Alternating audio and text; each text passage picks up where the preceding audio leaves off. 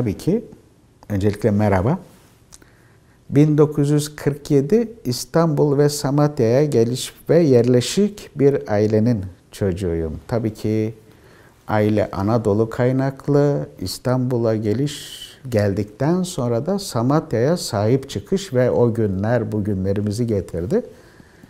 Çocukluk dönemimizin Samatya'sı, yaşadığım, doğduğum, büyüdüğüm Samatya'm diyorum. Benim vazgeçilemezim. Soru gelse bana deseler ki dünyanın her yerine açık çek veriyoruz. Nerede istiyorsanız yaşayın. Benim tercihim eski Samatya'mdır. Çocukluğumun Samatya'sı. Zenginliği orada gördük. Fakirliği orada gördük. Zenginlikle fakirlik arasını mahalle kültürüyle yaşadık ve atlattık çok şükür. Sadece şu anda anlatımlarım şöyle olacak. Samatya bir semt ismi değil. Samatya'nın yaşanmışlığı, anıları, mecaz anlamda ve bugünlere taşıyan çok keyifli anılarımız var Samatya'da. Samatya deyince zaten ben de ilk yaptığı çağrışım şu oluyor. Ah, işte benim Samatya'm. Ya da ben Samatya'nın çocuğuyum. Aramızda böyle vazgeçilemez bir sevda olan bir semt. Mahalle kültürünün zenginliği. 365 günde 300 gün bayramı yaşanan bir mahallenin çocuğuyum. Paskalya, hamursuz, şeker ve kurban bayramlarını hep bütün mahalle aynı anda Müslim gayrimüslim, hepimiz kardeş ve aile bazında yaşadığımız bir bayramlarımız var. Hiç ayrılma, hiç sorun olmayan bir aile düşünün. Bu ailenin çok çocuğu var. 150 hanesi olan bir mahallenin çocuklarıyız. Samatya anlatmakla anlatılacak kadar bir kitap değil, birkaç bin kitaba sığmayacak kadar geçmişi ve bugünlere getirisi var. Samatya'nın neresinden bir uç tutsanız eyvah sonu gelmeyecek bir hikayenin başlangıcı gibi görünür Samatya. Tabii sahil ve deniz. Deniz ve deniz mahsulleri bizlerin vazgeçilemeyeceği çok keyifli, çok güzel şeyler. Sentezimiz şundan kaynaklandı. Anadolu sentezi yaşayan, Anadolu geçmişi, kökeni olan bir ailenin İstanbul medeniyetiyle harmanlanmış bir halidir Samatya. Beyler beyefendiler, hanımlar hanımefendiler, topuklu ayakkabılar, lastikli ayakkabılar ve Samatya böyle bir harmoninin başlangıç noktası, dünyaya açılımdır. Her kültürü aynı tabakta, aynı sofrada, aynı lezzetlerle paylaştığımız bir Samatya.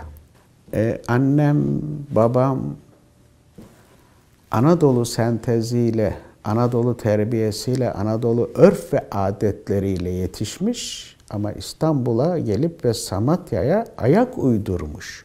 Samatya bir köyden kente göçün yeri değil, köyden kente geçip kentleşmeyi öğrenmenin ilk adımı, ilk merdiveni. Tabii ki ondan sonra ve İstanbul. Ancak Samatya o kadar çeşitliliği yüksek olan bir semt ki annem, babam, onları da sorduklarımızda Samatya bir farklıydı. Samatya bir başka güzeldi. Samatya rengarenk bir çiçek bahçesi olarak onlar da bize anlattılar. Doğumundan sonra işte tabii ki her ebeveyn gibi şöyle giriyorlardı. İşte 1960'larda şu bostanımız vardı. İşte bak şimdi o bostanın yerine işte farklı bir şey yapıldı. Ama burası bir bostandı. İşte o bostandan çıkan marullarımız vardı. İşte pancar takımı vardı. Meyve çeşitlerimiz biz bostandan karşılıyorduk. Tabii süreç ilerledikten sonra Samatya biraz daha gelişmeye başladığında Samatya'nın insanı da gelişmeye başladı. çok şöhretli insanlarımız çıktı. Mahalle keyfi ve mahalle kültürü çeşitliliği çoğaldıkça mahallem çok zenginleşti. Geriye bakmak değil, artık Samatya'yı hatırlamak çok marifet oldu bu dönemlerimize baktığımızda.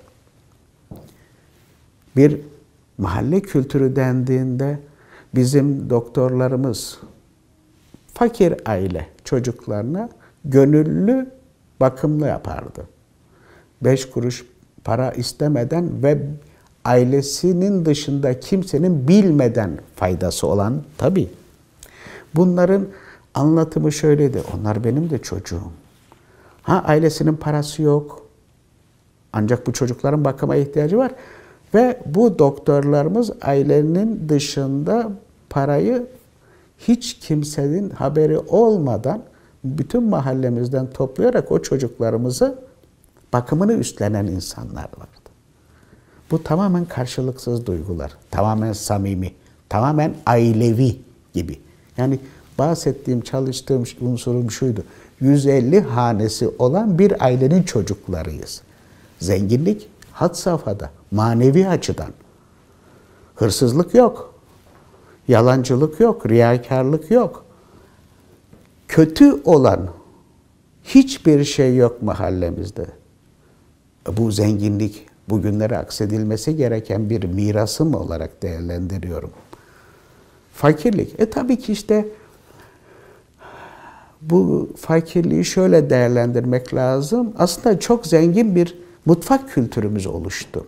Komşuluk ilişkilerimizden, samimiyetten kaynaklanan gerçek nedenlerimiz şuydu. İşte Eleni teyze barbunya pilaki yapmış. Bizim evde dolma pişmiş. Eleni teyze tabii ki dolma yiyecek.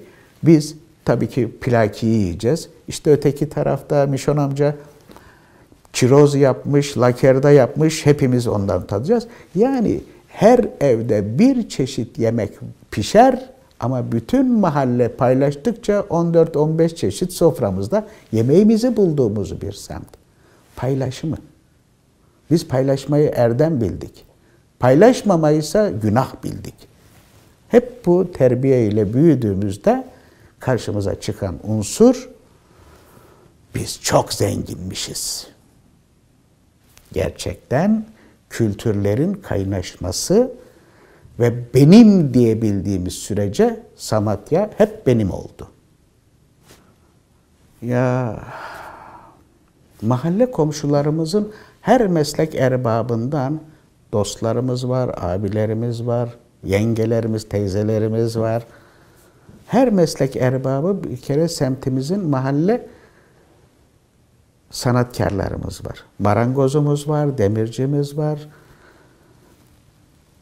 bakkalımız var, manavımız var, balıkçımız var, lakerdacımız var.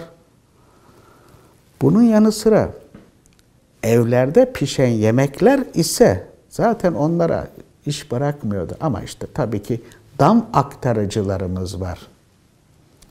Cumbalı evlerde doğduk, büyüdük. Cumbanın damı kiremitleri kırılır, kedi kaynaklı işte unsurlardan kaynaklı. Aktarmaya işte Garbis Usta'yı çağıracağız.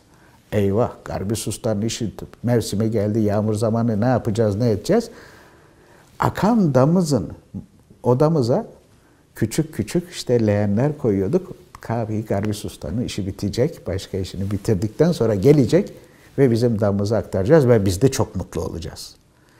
Mahalle her kendi yaralarını kendisi saran, dışarıdan bir şeye ihtiyaç duyurmayan, maddi ve manevi. Semt dışına tabii ki işte derici ustalarımız var. Tabii ki kuyumcu ustalarımız var. Bunlar işte kuyumcular çarşıya gider, dericiler Gazlıçeşme'ye gider. O zamanların işte tabakhane adı altında. Orada tabakçılarda çalışanlarımız var. Her türlü meslek erbabına sahip olduğumuz ayakkabıcılarımız var.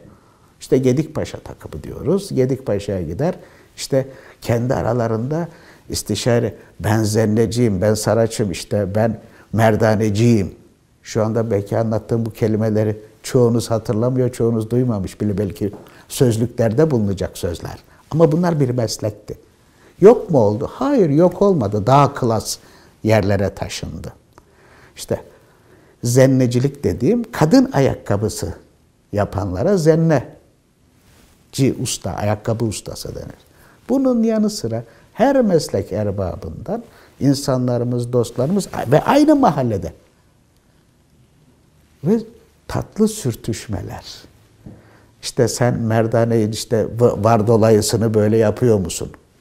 Şimdi vardoladan bahsettim. Vardolayı da kimse bilmiyor şu anda. Ha ben çocukluğumda duydum. Ben ayakkabıcı değilim.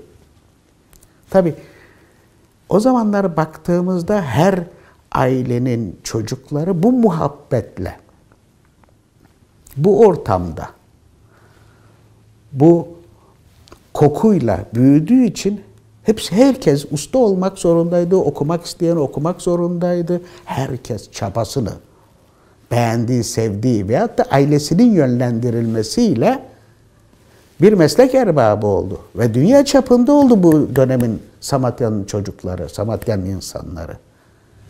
Dünya çapı. Çünkü Samatya bir dünyayı ifade ediyordu. Bütün kültürleri, ambiyansını, neşesini, keyfini, kederini, nelerden hoşlanıp nelerden hoşlanma, mahalle kültüründe bu zenginliği hepsini bir arada yaşadı. Yakalamaya çalıştı. Dönemimin Samatya'nın çocukları çok çabalı çocuklar, çok çabalı insanlar. Arzuları şuydu: ben ve ailem, ben ve ailemiz daha iyi şeyleri hak ediyoruz ve çok çalıştık. Mesleğimizde, branşımızda, tuttuğumuz ipin ucunda hep başarılı olma zorunluluğunu hissettik. Ve çok da memnun olduk. Şimdi yurdum ile Samatya'yı paralelleştirmeye kalktığımda çocuklarımızın çabalarını çok yetersiz görüyorum. Çok çabalıyorlar ama içi yok, ruhu yok. Aferin alacakları bir mercileri olmadığından kaynaklı. Samatya'ya bakıyorum. İşte o günü mesaiye kalmış bir ustamız, mesaiden gelip evine geçene kadar mahallenin komşuları da ağzına oradan birisi bir lokma verir. Evine gidene kadar karnı doyuyordu. Sebep şuydu: o çalıştı.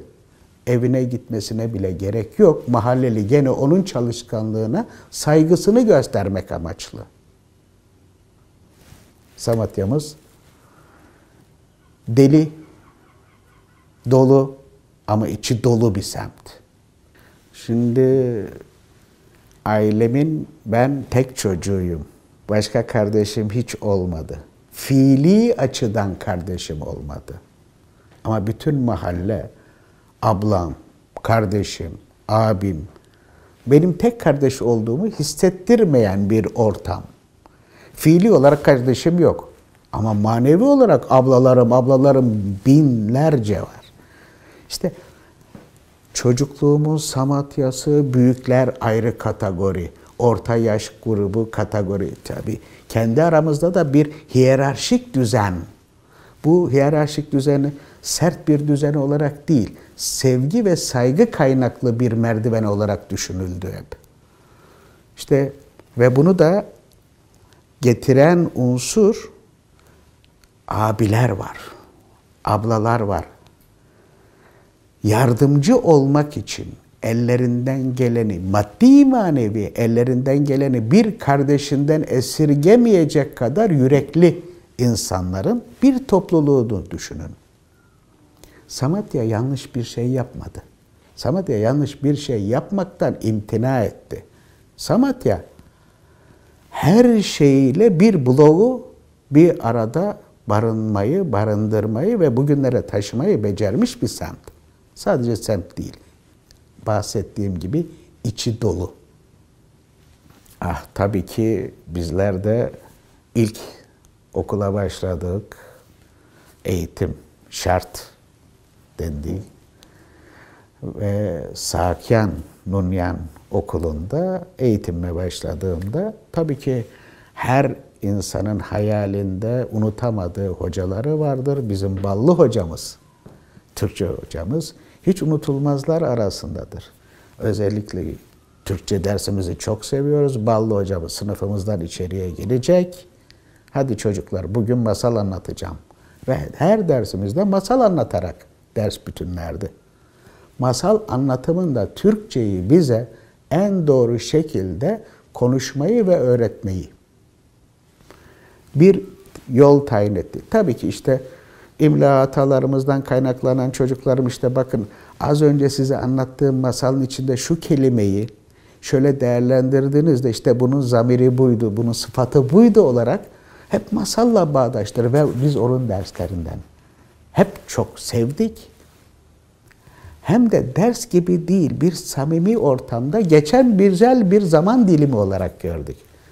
Tabii ondan sonra teneffüs. Teneffüslerde işte 10 dakika, 15 dakikalık aralıklarda aldım, verdim. Hemen takım kurulur, 2 dakika küçük kale maçları yapılır, zil çalar. Hepimizin suratı düşer ve yine derse giriyoruz falan filan gibi.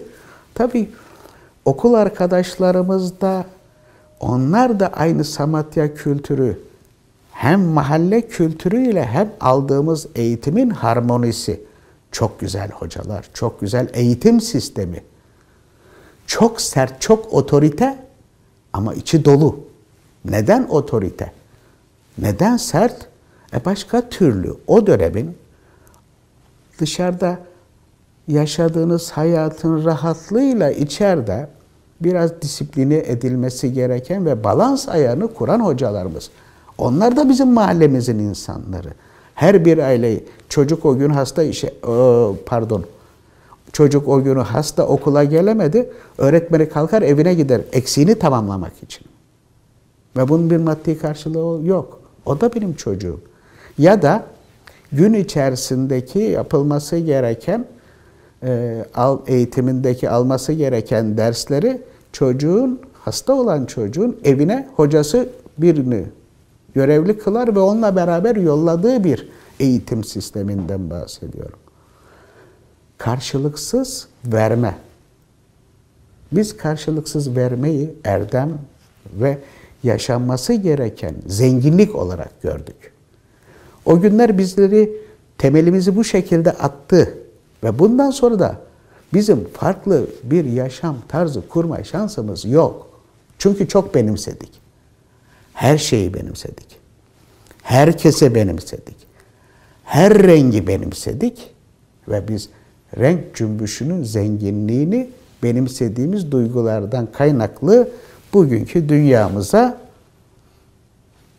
ortasına koyduk. Biz ortaya koyduğumuz her türlü zenginliği Samatya temelli Samatya kültürü olarak değerlendirdik.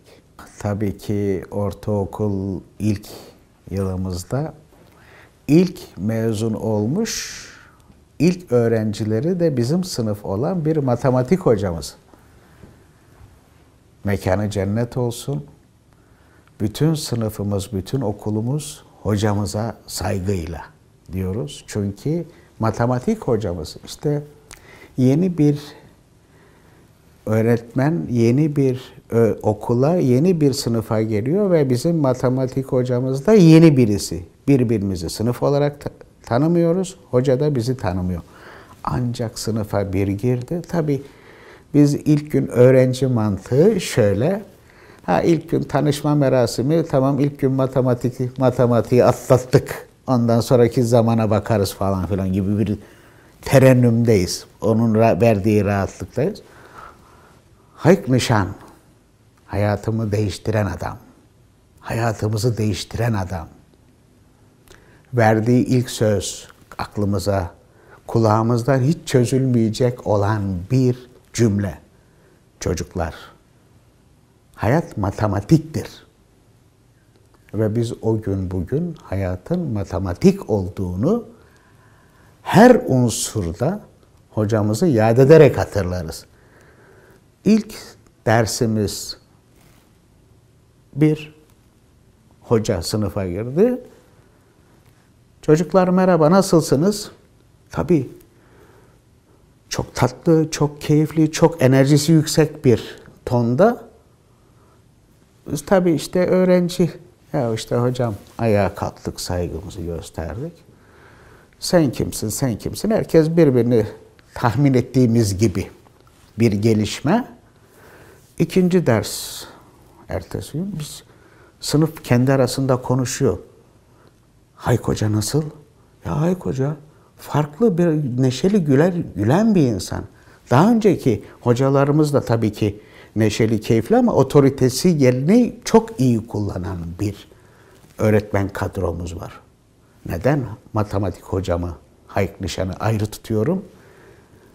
Ve yıl sonundaki hikayesiyle bizleri pert etmiş bir hocamız.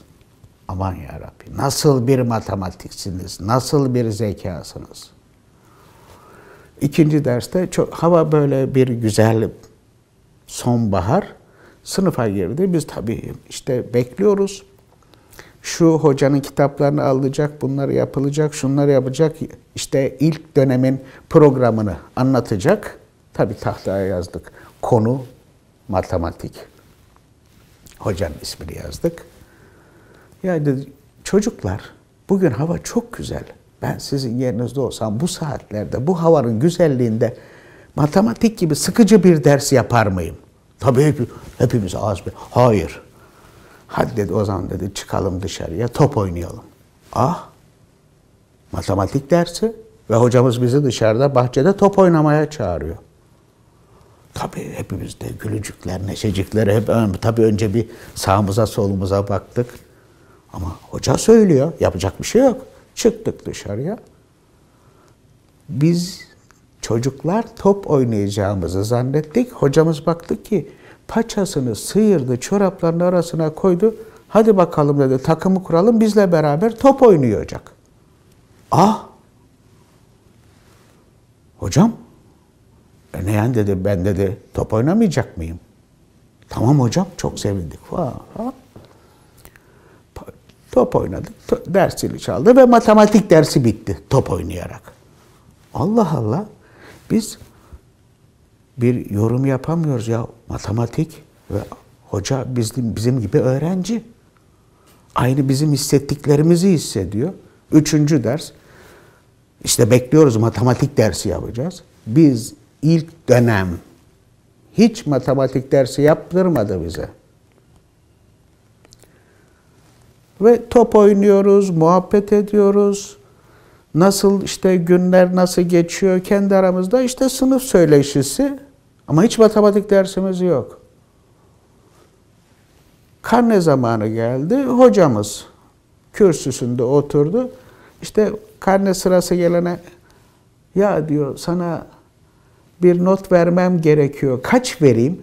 Ya hocam bana 10 ver. Peki hay 10.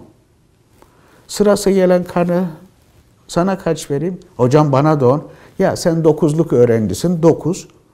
Biz matematik dersi bir dönem boyunca, ilk dönem boyunca hiç yapmadığımız halde 9'luk 10'luk öğrenciler olduk. Tabii sömestr girdi. Sömestr bitiminde tabii biz artık matematiği bir söyleşi dersi olarak gördük. Bir muhabbet dersi olarak gösterdi Hayk hocamız. İkinci dönem ilk ders gene aynı. Artık biz matematiği o kadar zor veyahut da sıkıcı bir ders olmaktan ziyade hocamızdan kaynaklanır. Matematik, tamam. Hoca bizim arkadaşımız moduyla. İkinci dönemin ikinci dersiydi, hiç unutmuyorum. Hayk Hoca kapıdan içeriye girdi. Çocuklar dedi, size dedi üzücü bir haber vereceğim. Benim öğretmenlik hayatım belki burada bitiyor. Tabii sert bir anlatım. Hocam hayırdır? Dedi ki müfettişler dedi benim dedi size dedi nasıl davrandığımı görmüşler. Milli Eğitim Bakanlığı'na bildirmişler ve Milli Eğitim Bakanlığı da böyle bir öğretmen olmaz. Ve benim öğretmenlik hayatıma bugün burada son verilebilir diye ben bir rapor bekliyorum. Aman hocam nasıl olur? Bunun oluru, şuysu biz... Neyse sıra kürsüsünde değil sırada arkadaşlarla toplandık. Yuvarlak masa gibi. Hocam bunun işte oluru, tutarı ne yapmamız gerekiyor? Dedi ki yapmamız gereken bir şey yok ya, buraya kadarmış. Allah Allah. Hocamızı çok sevdik. Hoca olarak, arkadaş olarak, dost olarak. Tabii ders bitti. Ben ve yanımda bir iki arkadaşımla beraber müdür hanımın odasına gittik. Dedi ki müdür hanım böyle bir şey. Evet dedi, çocuklar maalesef böyle bir gerçek var. Dedi ki ne yapmamız gerekiyor öğrencileri olarak? Vallahi dedi, eğer derslerinize gerçek anlamda çalışırsanız ben de bunu rapor edip Milli Eğitim Bakanlığı'na yollarım. Belki o yaptıklarınızdan dolayı affolur ve hocanız hocalığa devam etmeye hak kazanır tekrar. Bu mu dedim müdür hanım, bu mu? Yapmamız gereken sadece bu mu? Evet dedi yani, ama gene de karar mekanizması benim değil, sizin yapacaklarınıza bağlı. Biz sınıf organize olduk. Gecelerimiz, gündüzlerimiz yok ve matematik, hepimiz Einstein olduk. Ve hepimiz fizikçi olduk, hepimiz matematikçi olduk. Gecelerimiz yok, gündüzlerimiz yok. İlk dönem derslerini biz herhalde bir 10 gün içerisinde yaladık, yuttuk, ezberledik. İkinci dönemin derslerine geçtik. Hocam işte bunu nasıl yap? Ya çocuklar böyle yap. Ya bu kadar zahmete gerek yok modunda hocamız. Ya hocam nasıl yok? İşte bak çalışıyoruz gerçek anlamda. İşte ben dedim müdür hanıma sözümüz var hocam. Yani biz elimizden geleni senin öğretmenliğin için yapmamız gereken de bize böyle bir şey var. Ve biz ikinci dönem karne dönemine geldiğinde bu sefer gerçek anlamda 9'luk 10'luk öğrencilerdik. Ve sonunda şunu gördük. Hocamızın bize çok güzel bir oyunuydu. Ama iyi ki bu oyunu oynadı. Biz hiyerarşik ve despot ve disiplinli bir öğretimi dışında farklı bir öğretmenlik, hocalık yaptı. Bizim abimiz oldu. Sevdi, sevdirdi. Mekanı cennet olsun.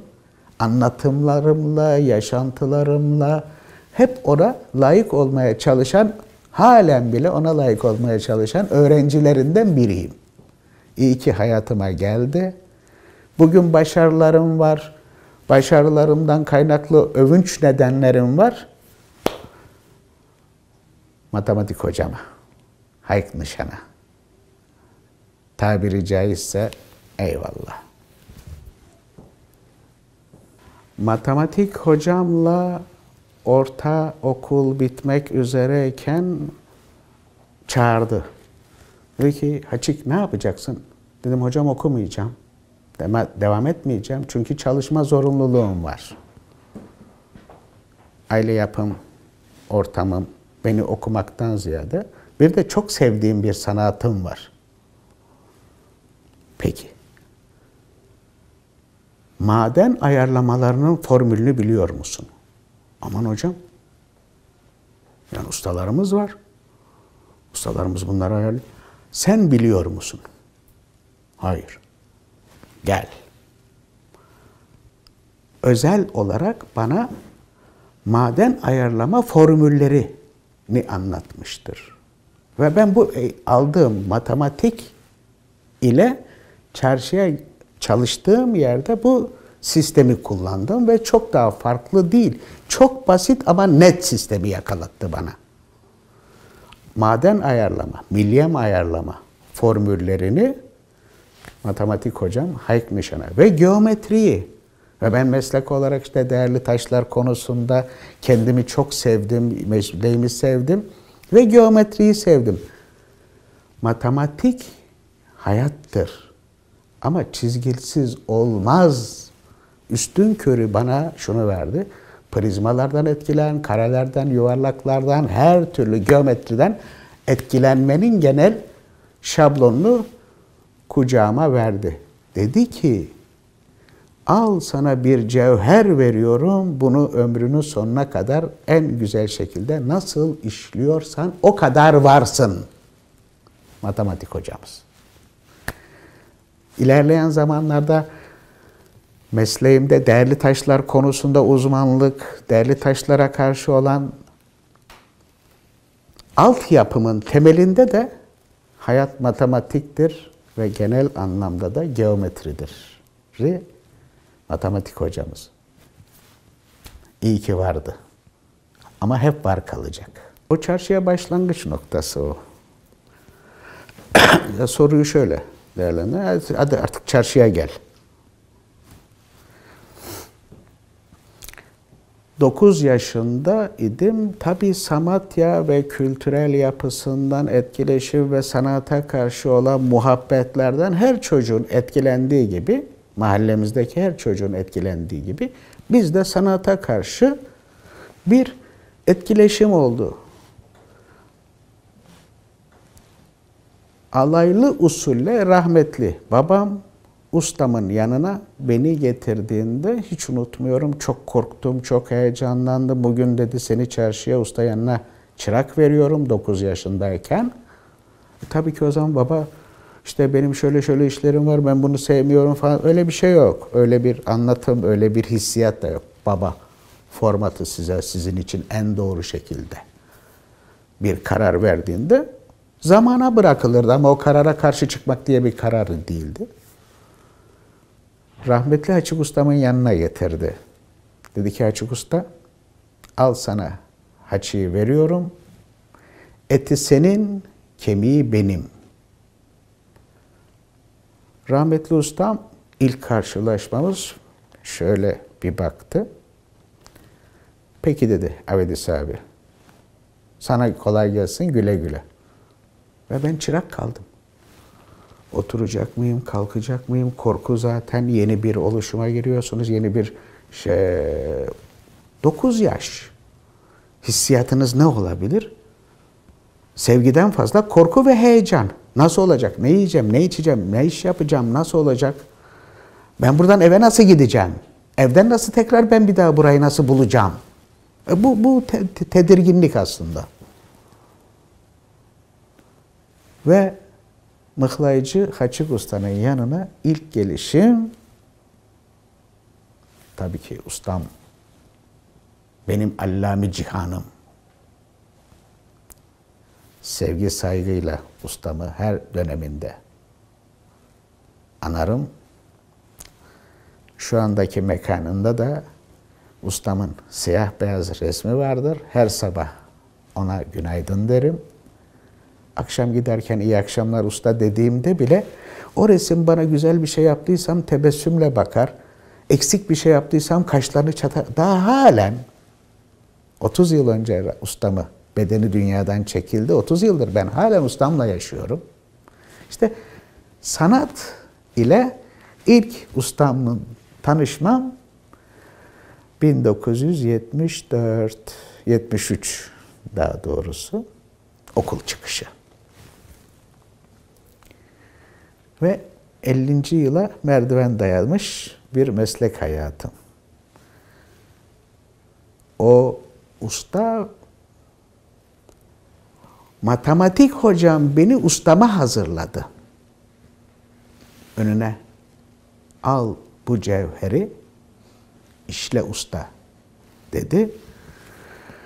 Ustamsa beni dünyaya hazırladı. Çok naif zamanlar, çok otorite, hiyerarşinin en sert dönemi, mahalle kültüründen etkilendiğimiz abiler, amcalar, dedeler formatı merdiveninde, çarşıda, han kültüründe de şunu gördük. Asıl hiyerarşinin gerçeği burada. Çıraklar grubu, kalfalar grubu ve ustalar grubu.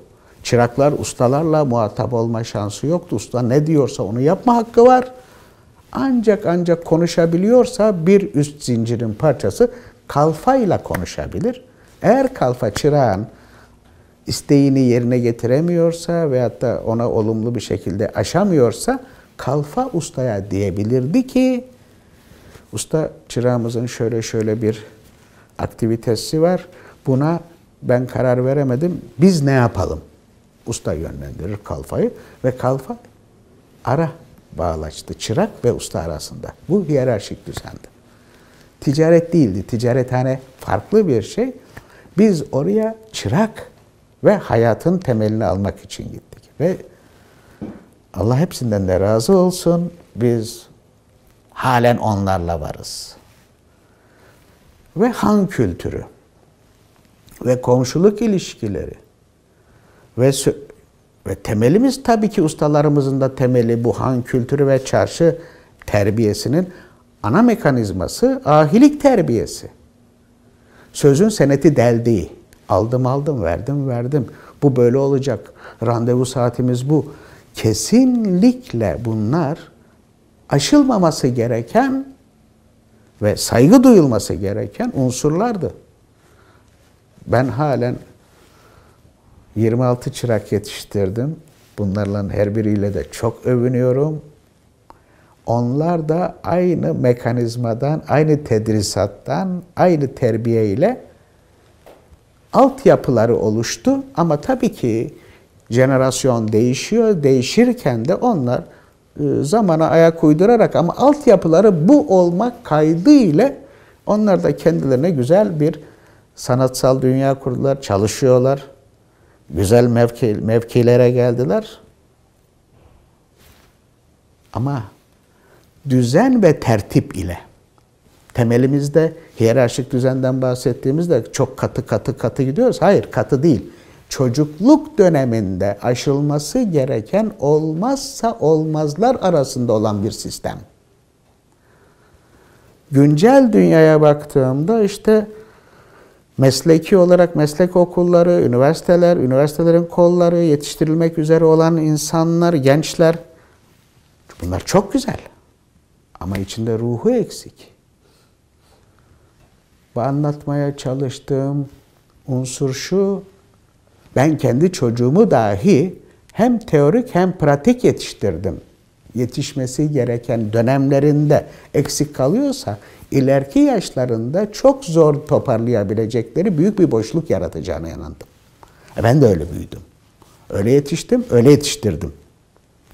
Bu dönemlere bakınca güncel yaşam ile pekişmeyecek hiçbir sistemin olmadığı, elinizde bir cevher var.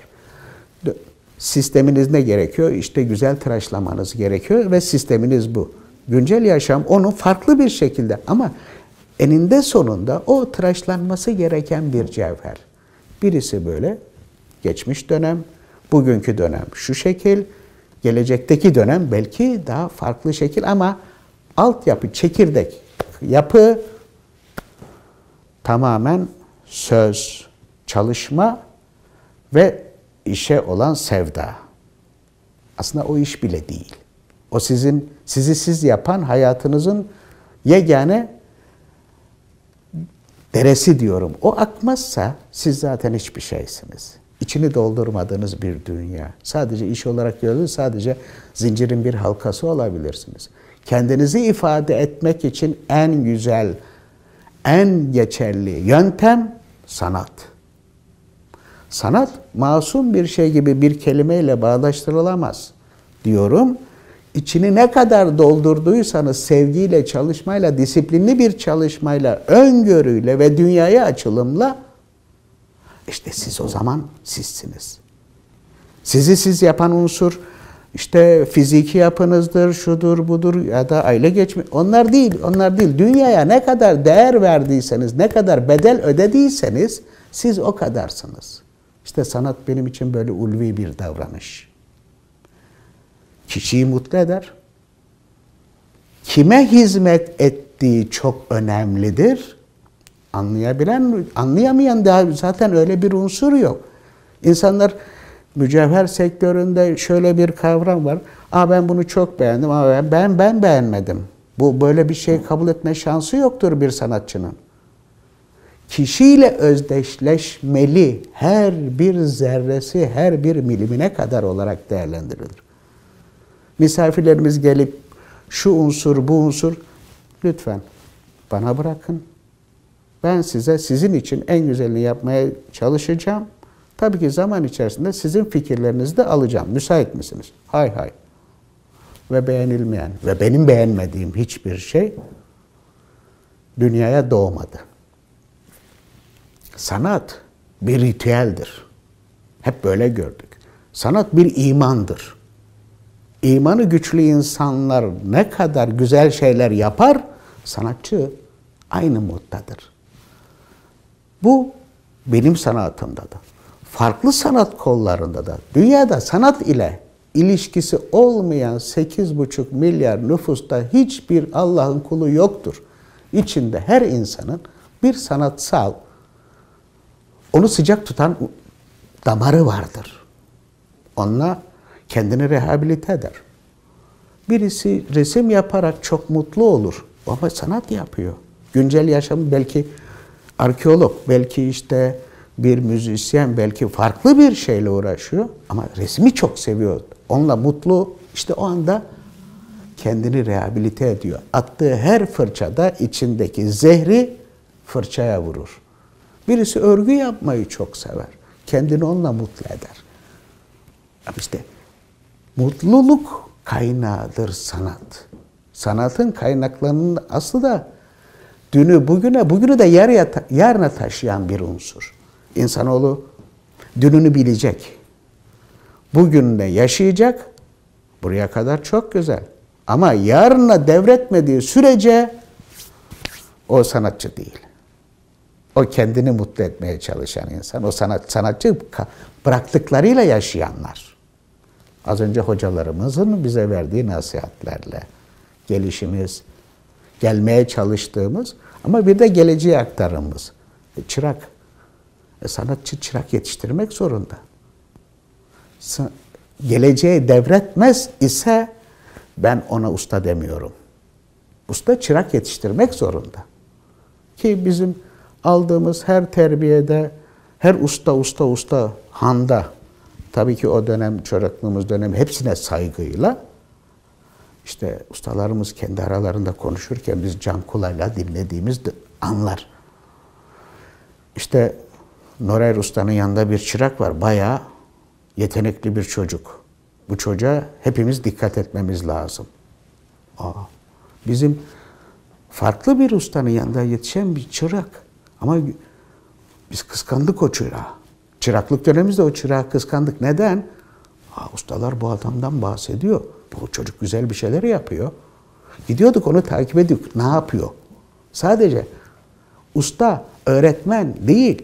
Bizim en büyük öğretmenimiz hayatın içinde birlikte yaşadığımız dünya. En büyük öğretmen hayattır. Hayatın içinde ne kadar alırsanız, kendinizi ne kadar eğitirseniz gelecek ve gelecek sonrası bugün bıraktıklarınıza bağlıdır. İşte Haçık Ustam bizi bugünlere hazırlayan, bizden sonrakilere de vermesi gereken temelleri bize vermiş bir usta. Ustam, artist Haçık. Hakikaten gençlik ve yaşlılık ve dönemine baktığımızda bir İstanbul beyefendisi, zaten anılarında beni Yeşilçam'dan da çağırdılar ama gerçekten ustam çok yakışıklı, çok naif, çok beyefendi. Yani Han kültüründe ustam kadar ağzından küçük bir argo telaffuzu bile duyulmayan yegane ustalardan bir tanesidir. Ne ustamdan önce gördüm, ne ustamla gördüm, ne ustamdan sonra böyle bir beyefendi kişilik. Tabii çırak yetiştirilmek üzere Haçık Usta'nın yanına getirildiğimde ne yapacağımı bilmediğimden ilk gün dedi ki orada bekleyeceksin. El pençe divan orada bekliyoruz. Daha çay ocağının yerini bile bilmiyorum. Hadi dedi git bakayım dedi bana dedi bir tane çay getir. Çıktım dükkandan dışarıya. Çay ocağını bilmiyorum. Sordum çay ocağı nerede burada? Dediler ki burada. Gittim bir tane çay aldım geldim. Masasına koydum. İşaretlediği yerden 2 adım içerideyim. Dedi ki orada bekleyeceksin. Ya burada beklesem ne olur? Hayır orada bekleyeceksin. Ve 6 ay ben hep orada bekledim. Tezgahı hiç yanaştırmadı. Tabii ki ben de bir yerde çalışıyorum. Bir şeyler öğrenmek için oradayım. Bir şey göremiyorum. Yapılan işlemleri göremiyorum ve bekliyorum. Ve ustamla da konuşamıyorum. Diyemiyorum ki ya usta, ben buraya iş öğrenmeye geldim ve ben kapıdan içeriye girip siz ne yapıyorsunuz, nasıl işleme yapıyorsunuz onları göremiyorum. Nasıl mıhlayıcılık yapıyorsunuz göremediğim gibi öğrenemiyorum. Ve ben bu 6 ay sürecinde ben bu sorular büyüdü. Kalfa'ya dedim ki ya Kalfam, ben niye içeri girmiyorum? Usta öyle dedi, orada bekleyeceksin. Ben bir kocaman çarpı koydum. Dedi ki ben bu işi yapamayacağım, ben çıkacağım buradan. Bir sabah ustam geldi. Ben Yaradan'a sığındım. Bir ustamla konuşacağım. Günaydın, günaydın. Usta dedim, ben işten ayrılmak istiyorum. Hemen dedi. Ah! Kovdu. Benim beklentim o değildi ki. Gel bakayım oğlum. Derdin ne? Sıkıntın ne? Neden işten ayrılmak istiyorsun? Sorusunu beklerken hadi güle güle dedi. Eve geldim. Rahmetli annem dedi, hayırdır? Bir rahatsızlığın, bir şeyin var. Ustandan izin aldın mı? Hemen soru. Yok bir şey yok. Ben dedim işi bıraktım dedim. Anlamadım dedi. Ben dedim işi bıraktım. Babana sordun mu? Yok. Tabii anne yüreğiyle, anneye evlat biraz daha large davranıyor. Dedim ki ben oraya gidiyorum, bir şey göstermiyorlar, bir şey öğretmiyorlar. Aman ben böyle işin içine başlarım falan filan. Annem dedi ki akşam babanla konuşacaksın. Dedi tamam. Babam geç saat yemekten sonra geldi. Annem aşağıda, Sunturma'da söylemiş. Demiş böyle. Rahmetli babam dedi ki o akşam hiçbir şey söylemedi. Yattık. Sabah erken bir baktım babam enseme dokundu. Hadi kalk bakalım dedi. Baba dedim ben işe gitmiyorum. Kalk dedi. Tekrar kalktık. Baba ustama ben böyle söyledim. Ustam güle güle kovuldum dediğimde sen yürü bakayım benimle dedi. Tekrar beni ustamın yanına getirdi. Kolay gelsin, günaydın usta. O dedi, Avedi sahibi hoş geldin. Ben tabii süt dökmüş kedi yavrusu gibi böyle ustam, babam. Haçık usta dedi. Haçı'yı senin yanına çırak verirken dedim ki eti senin, kemiği benim. Haçı'yı şimdi sana geri getirdim. Eti de senin, kemiği de senin. Hadi güle güle Avedi sahibi dedi. Ben orada kaldım tekrar. Bu sefer utancım büyük. Ustanın suratına bakamıyorum. Yerden gözlerim kalkmıyor. El pençe divan. Allah'ım diyorum ben nasıl bir zulmün içine girdim. Ne yapacağım? Adamcağızın, ustanın suratına da bakamıyorum. İşte çok büyük bir hata ettiğimin farkına vardım. Vardım ama nasıl çaresi olacağını bilmiyorum. Öğlen oldu. Öğlenden sonra oldu. Ustam gir bakayım içeriye dedi. Girdim. Sen dedi bu işi çok mu seviyorsun dedi. Evet usta dedim. Çok mu öğrenmek istiyorsun dedi. Evet usta dedim. Geç bakalım o zaman dedi tezgahın başına. Artık dedi orada çalışacaksın. Dünyalar benim oldu. Mahcubiyetimi telafi etme şansı verdi. Sonra yıllar geçti aradan. İşte ben o 6 ay kapıda neden bekledim? Ustamın anlatmaya çalıştığı şey şuydu. Yaş daha çok küçük. Ama önce her ne olursan ol ama önce adam ol formatıydı. Mesleğimiz sabır mesleği. Orada sabrı öğretti. Kapının ağzında bekleterek sabrı öğretti. Ve bizim mesailerimiz, bugün çalışma mesaimiz 12 saat oturarak çalışmak. O yüzden bu mesleği yapabilmenin ilk adımı sabrı öğrenmekti. Ve 9 yaşındaydık. Ve 9 yaşında bunlar öğretildi bizlere. Başarı. Başarıya ihtiyaç yok ki artık. Zaten ustalarınız sizi olmazsa olmaz, yapılması gerekenlerle zaten zaman içerisinde nakış, tığ işler gibi işledi. Usta olma zamanı geldiğinde tabii ki o dönem. 16 yaşına geldiğimde ustam tezgah olduğu gibi yönetimini bana verdi. Artık sen çalış. Çünkü çok yetenekliydim ve çok arzuluydum. İşte ustama olan mahcubiyetimi zaman içerisinde nasıl çıkartırdım? Çok güzel şeyler yapmam lazımdı, çok çalışmam lazımdı. Ustamın hep gözüne girmem lazımdı. Ustamın yaptıklarının dışında daha güzel şeyler yapmalı lazımdı ki ustam beni sevsin, önce affetsin sonra sevsindi.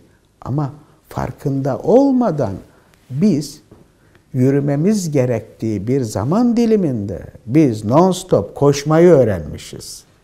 İşte milim milim bir çırakla çıraklığı kalfalığa, kalfalı ustaya taşımak, her gün her şey yapılandan bir mesnet bulmak.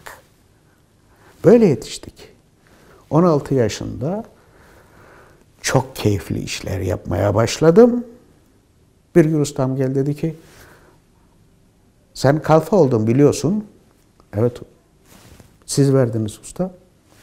Hayır dedi, sana kalfalığı vermiyorum artık. Sana dedi, dükkanı veriyorum. Artık dedi her şeyinden sen sorumlusun. 16 yaşındaydım, ustam sanatını öğrettiği çırağına devretti. Tabii o kalfalık dönemi, 16 yaş ve 20 yaş dönemi bizim sanata karşı pişmemizdi. İnsanlara davranış şeklimizi kendimiz anlatımdı. Kendimiz hayatın içinde, sanatın içinde yuvarlanarak törpülenmekti.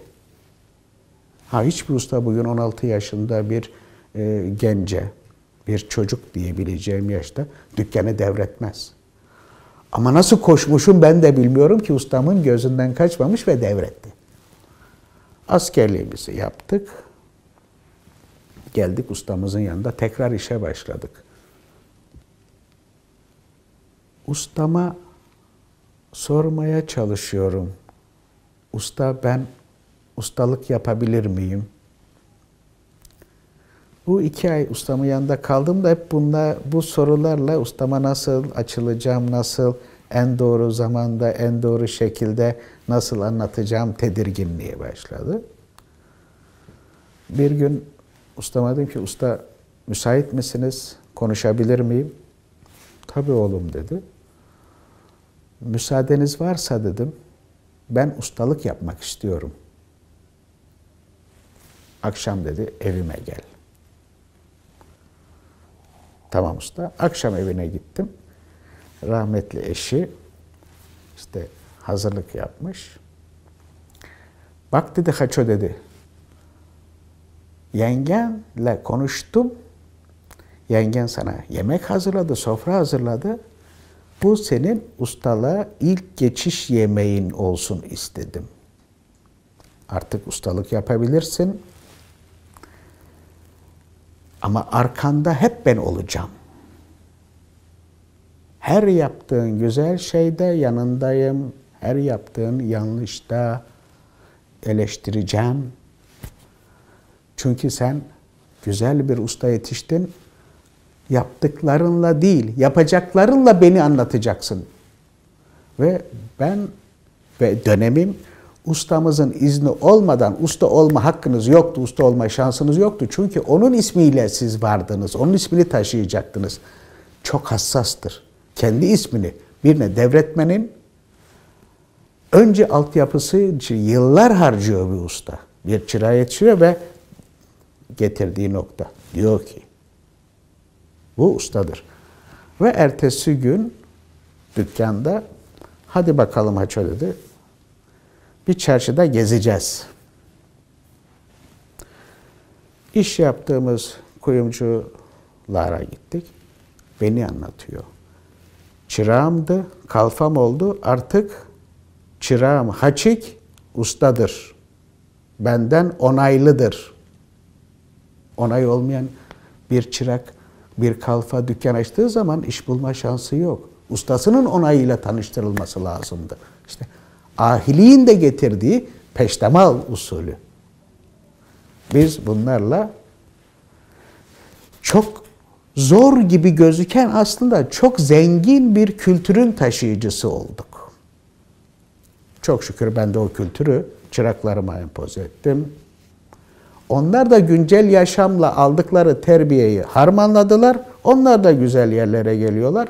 Onlar benim evlat dediğimiz. İşte çok da umutluyum. Artık torun. Çıraklarımın çıraklarını. Ve çok enteresan bir şey söyleyeceğim. Benim yetiştirdiğim çıraklarda da Haçik ustamın resimleri duvarlarında asılı. Hoş bir mizansen. İçi dolu. Sanatçı olmak başka bir şey. Sanatçılığın da altyapısının içini doldurmak lazım. Ve bedelini ödemek lazım. Bedelsiz gelen hiçbir şey sizin değildir. Bütün çıraklarım da bilir. Yani Hayk Nişan matematik hocamla Haçik ustamın formatından çıkan, onların tezgahından, tedrisatından geçen bir Haçik kelleci çıktı. Haçik kelleci kendiyle memnun mu? Çok. Aldığı terbiyeyi gençlere taşıdığı sürece çok. Ama daha çok vazifem var. Daha çok insan yetiştireceğim. Daha çok anlatımlarım olacak. Detaylarım, bilgilerim anlattığımla ve ben bunun için çok keyif alıyorum.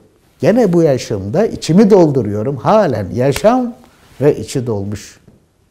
Doldurulmaya, çalışılmaya yaşam. Yaşam hikayesi. Negatif düşüncelerle düşünmektense negatifi pozitife nasıl çevirebiliriz diye zaman harcamak. Eksiği düşünmek yok. Eksiden kaynaklanan nasıl artıya geçiş yapabiliriz? Enerjiyi bu yöne vermek lazım. İlham. İlham diye bir gerçek yok. İlham kişinin karşınızda aldığınız kişinin kendisidir zaten. İçindeki yaşadığıdır, geçirdiği evrimlerdir, evrelerdir. Her birinden bir şey alırsınız. Toz taneleri, her birinin toz tanesi potaya girdiğinde o potadan renkler çıkar. Rengarenkler çıkar. İşte o renklerin tamamı onlar da biziz. Ah! İşte Haçik ustam, mıhlayıcı Haçik ustam. Mıhlayıcılık sektörümüzde 26 uzmanlık alanından bir tanesidir. Ben de mıhlayıcılık olarak ustamın yanında ama ustamın artı bir de kalemkarlık mazisi var. Ben kalemkarlığından değil, mıhlayıcılığından çırak oldum. Tabii 16 yaşında bir çırağa, bir usta mesleğini ve dükkanını teslim ediyorsa ben sadekarlığı çok merak ettim. Sadekar tezgahına gittim. Sadekar tezgahında nasıl yapılıyor meraklıyım. Geliyordum onu işte dükkanda deniyordum. Kendi kendimi büyütüyordum işte. Cilacı tezgahına gittiğimde cilacılar nasıl işte bir ürünü cila yapıyor. Can kulağıyla seyrediyordum. İşte onların ustaları gittiği zaman cilacı ustasının çırağına diyordum ki gelin birazcık sizin dükkanda biraz cila yapayım nasıl oluyor biraz kendimi geliştir. İşte kalemkarlık zaten ustamdan kaynaklı ve mıhlayıcılıktan kaynaklı atılacak kalemler, rölyefler var. Onlara merak saldım. Bakıra işlemeler yapıyordum ustama göster. Oğlum diyordu bunları, bu senin yaptıklarını ben bilmiyorum. Sen nereden öğreniyorsun? Ya işte bak usta bu böyle olmuştu, şu şöyle olmuştu, ben işte buradan esinlendim, bunu yapıyorum falan. Oğlum yapacak bir şey yok, yolun açık olsun, yol yürü diyordu. İşte değerli taşlar konusunda işim buydu. Mıklayıcılıkta değerli taşlarla çalışıyorsunuz. Çalışıyorsunuz ama ne yaptığınızı bilmeniz gerekiyor. Bildiğiniz unsurda ne gerçek? Şu, bildiğiniz dünyayı tanın. Ve ben değerli taşlar konusunda sabahtan akşama kadar bir karış mesafede onlarla nasıl prizmalar vurulmuş, nasıl işte kesimler yapılmış, onların eğitimini kendi kendime eğiterek çok güzel bir hazine sandığıma koydum. Zaten yıllar geçtikten sonra da zaten değerli taşlar konusunda uzmanlığım onaylandı falan. İşte orada da Hayk Nişan parantezi, matematikçi hocamın parantezi. Onlar bana verdi ama ben onların bana verdiklerini bir üst mertebeye taşıdım. Taşımaya da çalışıyorum, taşıyacağım da. Çünkü benim için bir zirve nokta yok. Ama her gün zirveye ulaşmak için çok çabalama bir yaşamım var. Bunu böyle değerlendirdiğiniz sürece sizi hiçbir unsur zincir altına alamıyor. Çünkü sanat ulvi ve özgürlüktür. Kendinizi tanımanıza en büyük yardımcıdır. Şu işaretimi her zaman yaparım. Çıraklarıma anlatırım. Doğdu ve öldü kısmı. Doğdu kısmı. Yaşadı kısmının içine ne kadar doldurursanız paralelleşir. Doğdu, asfaltta yürüdü ve öldü. Kişi öldü. Bıraktıkları yaşayacak.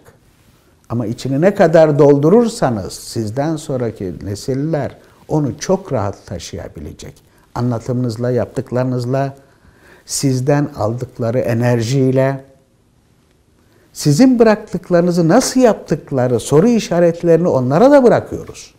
Onların da açması gereken soru işaretleri işte ustalık. Her bir çırakla her gün milim milim nakış işler gibi işlenmesi gereken bir hiyerarşik tablodan getiri. Şimdi üniversitelere bakıyorum. Tabii ki çok seviniyorum, çok mutlu oluyorum. Ama teori ve pratik harmanlandığı sürece içine, o harmanın içine harç olarak sevgi girmezse o sadece bir makinenin yarattığı bir unsur. Burada sanat yok. Makinenin yeteneği var. Kişinin değil. Ha, makineyi yapan da bir beyindir. Ama yarattığı kadar siz onun üstüne nasıl çıkarsınız? Karşı değilim. Mekanik dünyaya karşı değilim. Ama mekanik dünyayı alıp içini doldurmak insanın ruhunda ve elinde. Tasvip ettiğim unsurlardan bir tanesi. Teorik ve pratik olmak zorunludur. Ve her ne olursa olsun bunlar aşılması gereken dönemler, gençlik öncesi dönemlerdir. Çocuk çaba göstermeyi o yaşlarda öğrenmeli ve işlemeli kendine. Bunu başkası işleyemez. Çocuğun içinden gelecek, insanın içinden gelecek. 20 yaş, 25 yaş o dönemlerden sonra öğrenilmez mi? Hayır, o dönemlerden sonra öğrenilir. Ama o sadece iş olur. Nakışsız. Komşudan emanet almış ceket gibi yürürsünüz sanatınızla. Açık ustam beni gel şuraya otur, artık tezgahta yerin var dediği gün tabii birdenbire mücevher elinize değerli şeylerle başlatılmaz. Önce bir prova. Biz bakır üzerinde işlemeyle başladık. Bakır üzerinde ustamız bakıyordu. Bunun köşesi olmamış. Hemen toparlıyorduk. Köşesi güzel olana kadar. Bunun esi güzel olmamış. Es toparlanana kadar. Aşağı yukarı o bakıra pratik dönem diyorum. Aylarca çalışıyorsunuz. Çünkü değerli maden işleyeceksiniz. Altın ve pırlanta. Altın ve zümrüt, altın ve yakut, altın ve zafir. Bunlar dünyanın en değerli madenleri. Bunları işleyebilmek için önce o pratiklerde çok ciddi başarılı olmanız lazım. Orada başarınızı gösterdiğinizde bir adım olarak önce usta size al bakayım şu bir tane taşı şuraya koy la başlar. O bir tanesi olmuş ise tabii o bir tane taşı maden üzerine, altın üzerine başladığınızda, ki ben öyleydim. Allah'ım dedim, başımdan kaynar, ben bunu nasıl ya bakırda yapıyorum, pratikleri açtım ama o bir başka bir heyecan. Mıhlaycı oluyorum, usta oluyorumun ilk adımları gibi hissediyorsunuz. Ya daha önce dün yaptın. Arasında ne var? Biri bakır, biri altın. Ama altına geçiş dönemi, sanki hiçbir şey bilmiyorsunuz. Sanki hiç pratik yapmamışsınız. Aşırı bir heyecan. Al dedi ustam, bu bir tane taşı buraya koy ve benim heyecanım. Ustam gördü, bırak dedi. Bırak, hemen git çarşıda biraz gez, hava al, ondan sonra gel. Ben çıktım, kendi kendimden nefret ediyorum. Ya işte bakırda yapıyorum, orada yapamadım. Niye ustaya rezil oldum? İşte bak adamcağızın işte ustanın verdiği ilk işinde kendimi çok kötü hissettim, başarısız hissettim. Mümkün git gez. Ustanın bir bildiği vardır. Gittim 5 dakika bir nefes aldım. Adrenalinim düzeldi. Geldim. Geçti. Aldım. İlk yaptım. Bırak. Tekrar bakıra başla. Olmadı mı? Oldu mu? Eksik neydi? Hayır. Tekrar bakıra başla. Kendi yaptığını, yapamadığını kendin gör. Ta ki o pratik döneminden bakırda tekrar onu sen kendin hissedene kadardı. Ustanın vazifesi odur. Kalem tutmayı öğretir. Ustalık bu kadar. Ama kalemin içindeki insan sensin. Sen ne kadar yürüyebiliyorsan, sen kendini ne kadar görebiliyorsan, gördüğün hatayı kendin düzeltebiliyorsan, ikinci taşa geçecektin. Yani sabır ve sabır. Sabır ve çalışma. Sabır ve inat. Güzele inat. Ben bunu başaracağım, ben bunu yapacağım, ben bununla mutlu olacağım. Formatı geldiğinde bu sefer biraz şımarıklığa kaçtım. 3 gün geçti. Ben halen pratik bakırda çalışıyorum. Usta bir tane iş yapabilir miyim dedim bir şey bak. Al bakalım dedim. Şunu anladı. Ben hazırım.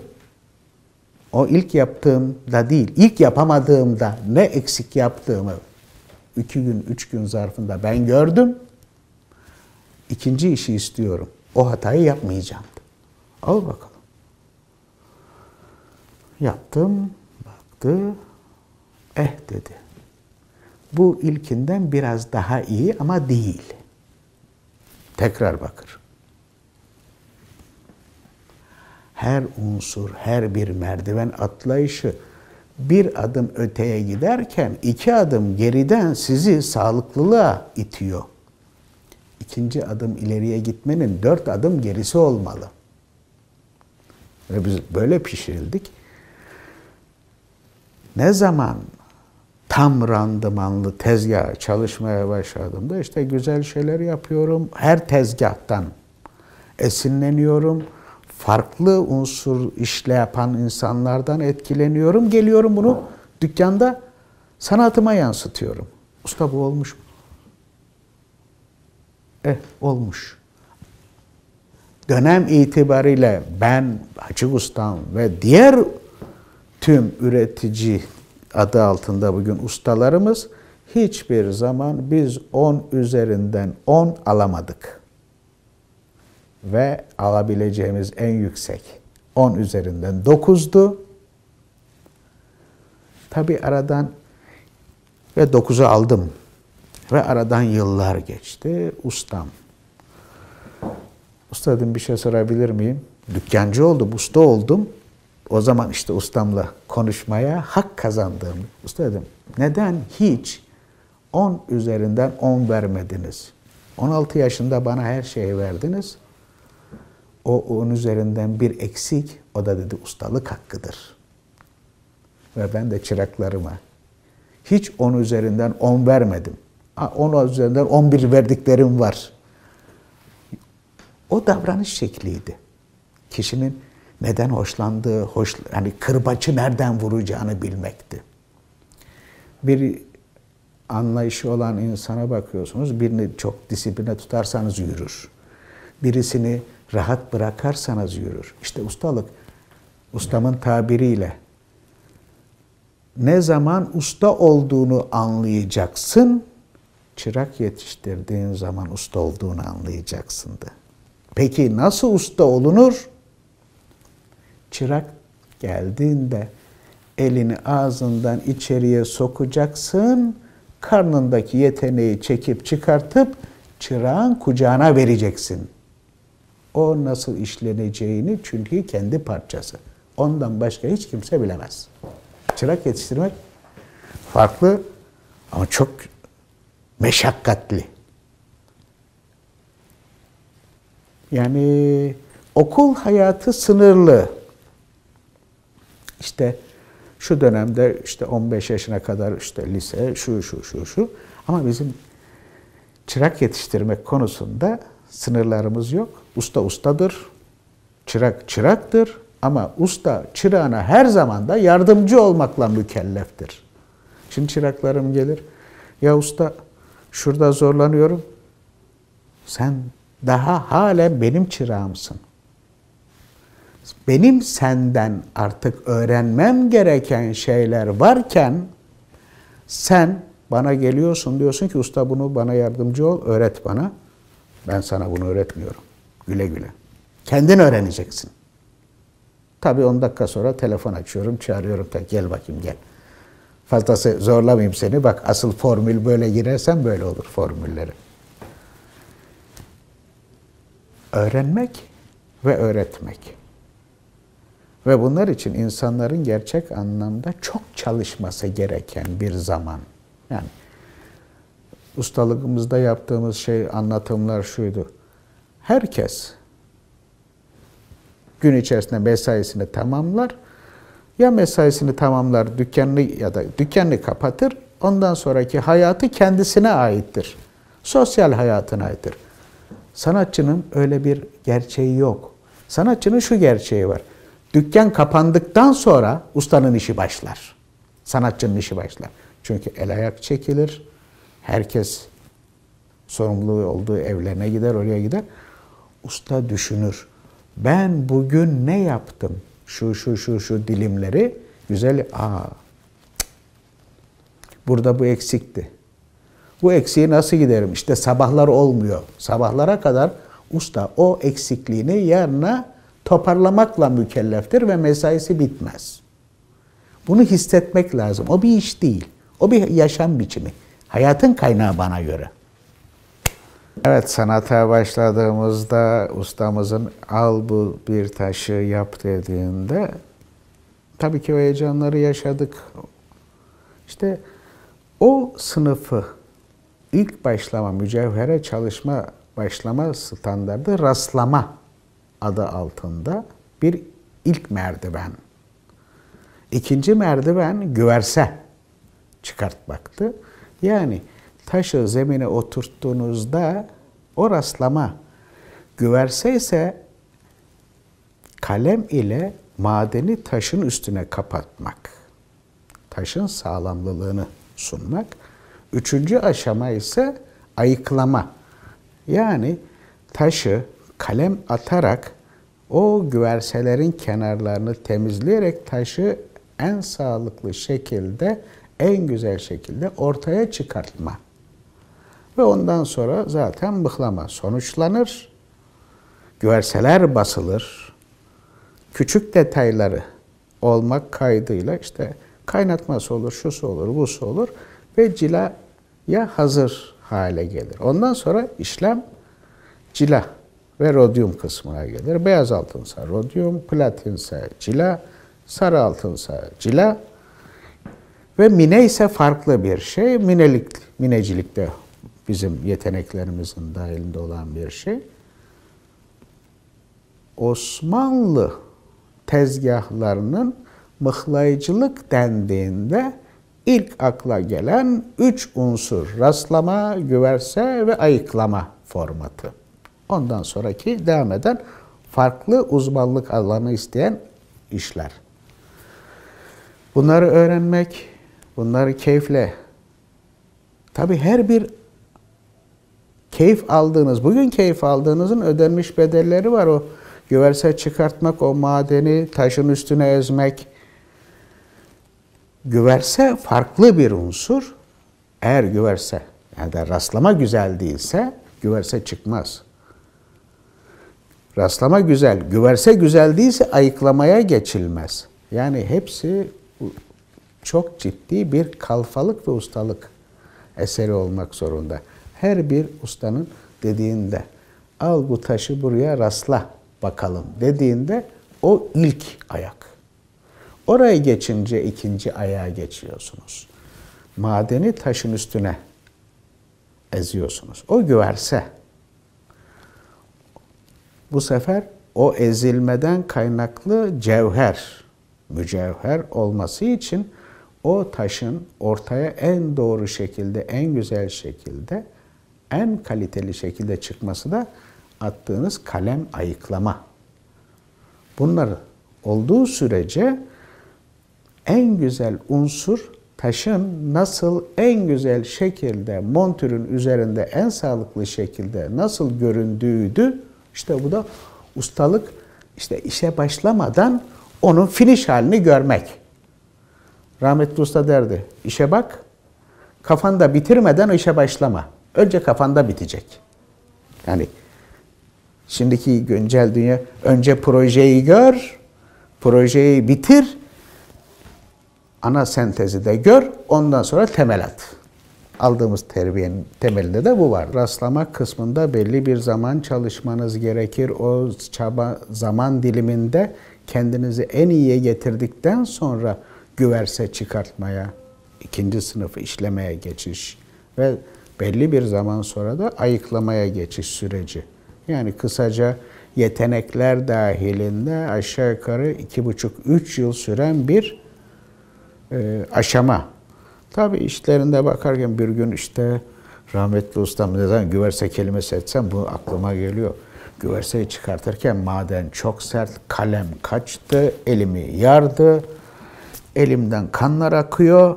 Hemen oradan kağıtlı işte sigara bulduk, işte sigara tütünü kanı durdurmak için basıyoruz. Ustam geldi. Ne oldu dedi.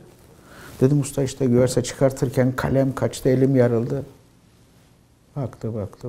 Ha dedi oraya sanat girmiş. Bir daha girmez oraya. Orada bile bir eğitim var. Ya canım yanıyor. Elimin kalemden paramparça olmuş. Oraya diyor sanat girdi. Oraya bir daha kalem kaçmaz. O anlatımı şuydu. Oraya istediğin yerdir. O hatayı iyi anla ki oraya bir daha aynı şekilde kalem saplanmayacak. Biz bunu tabii sonralardan çözüyoruz bu anekdotları. Ya hiç o zaman diyorum tabii canım yanıyor. Hemen gittik işte sargı bezi falan. Ya ustama bak diyorum ve oraya sanat girdi. Oraya bir daha kalem kaçmaz. Ya dur oğlum ne yapıyorsun bir tentür diyot sürüyün falan filan. Hayır o an bile eğitmen, hoca, usta, üstad o anı bile geleceğe yatırım olarak gören bir jenerasyondu ustalar. Ha biz de öyle olduk. Biz de çıraklarımız işte parmağına kaçırdı işte şu küçük arızalar ya. O bir şey değil. Oraya sanat girdi. Artık oraya bir daha işte bu hata yapılmaz. Yani hissedemediğim o anı ben kendi çıraklarıma da hissettiremedim. Ama zaman gelince hissediyoruz. İşte zaman her şeyi toparlıyor, bir yere getiriyor. O dönemde sadece önemli olan şu, ne kadar çok dinlerseniz, ne kadar çok görürseniz, her şeyi ne kadar çok yutarsanız, işte sizi geleceğe hazırlayan temelin ne kadar sert ve ne kadar doğru bir şablonda olduğunu görüyorsunuz. Harika bir şeydi. Şimdi gülüyorum. İşte acısını da hatırlıyorum. Güversenin kalemin kaçtığını, acısını hatırlıyorum. Acı aklımda değil ustanın söylediği O kulaklarıma küpeler. Anında. İşte güverseyle ilgili ayıklamada da kalem. İşte kalem kaçağı, kalem kaçağı. Hayır, kalem kaçağı yok. İnsan kaçırıyor. Usta diyor işte usta kalem kaçağı var bunun. Kalemin kabahati yok. Yapan ellerin kabahati var. Eğer kabahat arıyorsan kalemde arama. Buyurun bir felsefik konuşmada. Çözdük. Daha çözemediklerim bile var ama. Daha aldığım terbiyede, küpümde, bazen canım sıkıldıkça küpten çözemediklerimi çıkartıyorum, çözmeye çalışıyorum, bakıyorum gene olmuyor, gene basıyorum. Demek ki anlayacak zamanım değil daha. Onun için bile zaman var. Yemek yemek başka bir şey. Yediğiniz yemeği sindirmek başka bir şey. Yemek yemek ve sindirim yaşamın gerçeği. Önce yemek yiyorsunuz, ağzınızda gezdiriyorsunuz, tadını alıyorsunuz, vitaminler sonra. İşte bunların hepsi zaman dilimi.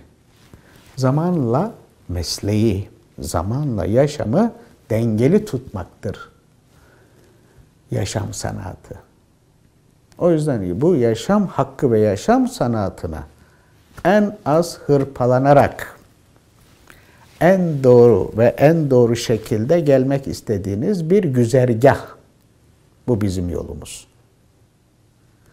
Benim yolum demiyorum. Bizim yolumuz. Rastlamaydı, güverseydi, ayıklamaydı. Ondan sonra güverse basmaydı. İş bittikten sonra cila. Yani bizler madenin ve şeyin ham vaziyetiyle çalışıyoruz. Tabii insanlara sunuştuğunuzda o ham vaziyette sunamıyorsunuz. Onun bir cila ve rodyum kısmı var ya da cila kısmı var. Alıyordum onu cilacı ustaya götürüyordum. Usta bunu ben yaptım, bunun cilasını yapar mısın? Başka bir usta, Hacı ustam değil, başka bir ustaya. Alıyordu hemen cilasını yaparken ben böyle meraklı bakıyordum. İşte pomzasını vuruyor, yeşilini vuruyor. Pomza, ilek. Şu anda mesela cilacıların dahi bilmediği motorla çalışma öncesi yapılmış cilalar var. Ben o dönemlerden kambutsa dediğimiz küçük bir şimşir ağacının dalı ile ince zımpara kağıdıyla cilası vurulurdu ürünün. El emeğiydi. Şimdi motora vurmak gibi değil. Şimdikiler tabii ki daha keyifli. Çünkü her bir noktasına kadar, her ince noktasına kadar işte şu anda cilacı ustalarının da tire ile giremedikleri yer, tire dediğimiz iple küçük en ince detayına kadar girebileceğiniz bir unsurdu. Bakıyordum orada onu öğrendim. Öğreniyorum göz dolgunluğu. Göz doyuruyorum. İşte cilacı usta paydos ettikten sonra cilacı çırağı da arkadaşım. Diyordum ki Artin yarım saat bir dükkanı açık tut. Ben geleyim orada bir cila yapayım bakayım. Yani gördüklerimi gerçek hayata uygulayabiliyor muyum? Tabii ki o zaman gene mücevher değil. Dükkandan bir bakır parçası alıyordum. Bir pratik yapıyordum. Bakıyorum oluyor mu olmuyor mu? Yani deneme bakır. Ondan sonra kendini geliştirirsen mücevhere geçiş. Bunu ustam bilmiyordu. İşte bir gün eşine 50. yıl yüzüğü 50 yazdık pırlantalarla yaptım. Baktı eline sağlık dedi. 50. yıl evlilik hediyesi yapacaktı eşine. Tamam dedi cilacıya götür. Cilacı halletsin. Ben gittim. Artin'e dedim ki usta ne zaman yemeğe gidiyor? Dedik işte 15 dakikadan falan çıkar. Ben dedim kapıda bekliyorum. Ustan yemeğe gidince bana bir haber ver. Neden dedi. Ya dedim ustanın yüzüğünü yaptım. 50. yıl yüzüğünü yaptım. Onun cilasını dedim ben yapmak istiyorum. Oğlum dedi bozarsan ne yapacaksın dedi. Ya dedim ben yapacağım. Bozarsam yenisini yapacağım. Tekrar onu da yapan benim. Neyse ustası gitti gel dedi. Gittim tezgahta cilasını yaptım. Baktım becerdim. Baktım oldu. Her neyse aldım geldim dükkana. Usta dedim. Oh dedi ne güzel olmuş dedi. Aferin dedi. Cilası da çok güzel. Dedim usta onun cilasını da ben yaptım. Anlamadım dedim. Onun cilasını da ben yaptım. İşte merak ve sevgi. Tabii bunların altyapısında en çukurunda şu. Çalışma isteği. Çalışkanlık. Eğer bu çalışkanlık en çukurunda bir insanın gerçeğinde yoksa bu eğitimle taşınabilir bir yük değildir. Ama sevgi varsa yorulma hakkınız yok. Yorulmuyorsunuz. Söylediğim gerçekler şu. 24 saatte 20 saat çalışma hayatım olduğu dönemlerde ben yoruldum demedim. Keşke 24 saat yerine 30 saat olsaydı da ben 24 saat çalışsaydım dediğim dönemler. Halen öyle. Sevgi ile yol çiçekli yoldur, aşılır.